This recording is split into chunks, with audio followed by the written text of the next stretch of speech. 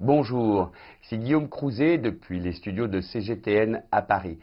Je vous propose de faire le point aujourd'hui sur les réactions dans la presse française depuis un peu plus d'une semaine, date à laquelle le gouvernement des États-Unis a placé Huawei sur la liste des entreprises dangereuses pour la sécurité nationale, obligeant ainsi Google à rompre toute relation avec le constructeur chinois. Le quotidien Le Figaro, titrant sur ce grand coup frappé contre la Chine, rappelle d'abord dans un long papier que le président Donald Trump ne croit qu'au rapport de force et pratique cette diplomatie de crise un peu partout dans le monde. Une carte fait le point sur les relations volcaniques, je cite le journal, que le président américain entretient aux quatre coins du globe avec un flagrant manque de résultats. Le dialogue avec la Corée du Nord sur son désarmement nucléaire est par exemple au point mort. Au Venezuela, le soutien de Trump à Juan Guaido n'a pas empêché le président Maduro de rester au pouvoir. Le déménagement de l'ambassade américaine de Tel Aviv à Jérusalem a choqué toute l'Europe. Enfin, bien sûr, la guerre commerciale engagée avec la Chine par Donald Trump est de plus en plus violente. L'entreprise Huawei, bouc émissaire de celle-ci, est frappée de plein fouet. Le président a poussé Google à couper les ponts avec Huawei.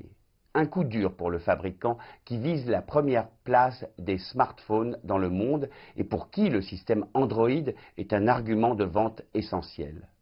Toutefois, ce face-à-face entre les deux nations pourrait ne pas tourner au profit des États-Unis. Rappelons d'abord qu'en fermant son accès à la Chine, Google perdrait le contact avec 19% de la population mondiale qui est déjà équipée de smartphones Huawei. Par ailleurs, la balance commerciale américaine pourrait aussi encaisser un choc. Huawei achète en effet pour 11 milliards de dollars en composants et puces électroniques aux États-Unis.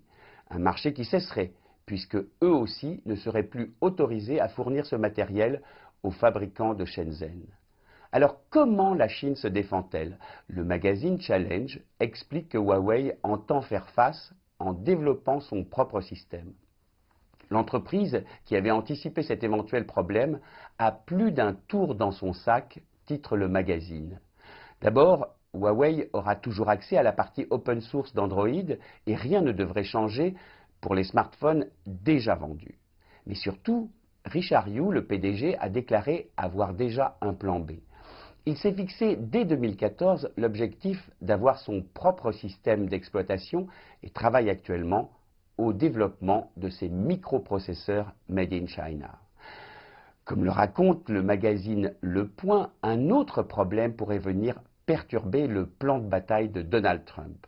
Un effet boomerang qui serait dévastateur pour les Américains. Les Chinois ont en effet accès à la quasi-totalité des terres rares, le matériau indispensable à la fabrication des smartphones. Et ils pourraient à leur tour en interdire l'exportation vers les États-Unis. Le président Trump a-t-il pris conscience de cette menace? Il y a quelques jours, le correspondant à Washington du Figaro Économie écrivait que le président américain serait prêt à reculer sur Huawei contre un accord global avec Pékin sur la balance commerciale. Reste que Trump est incroyablement imprévisible. Relever les droits de douane des produits fabriqués en Chine au niveau qu'il envisage aurait une conséquence majeure pour les ménages américains. 173 entreprises aux États-Unis telles Nike, Macy's ou Walmart ont d'ailleurs demandé au président d'épargner de surtaxes les produits qu'ils importent de Chine. Ils seraient obligés alors de les vendre bien plus cher et donc de perdre de nombreux consommateurs.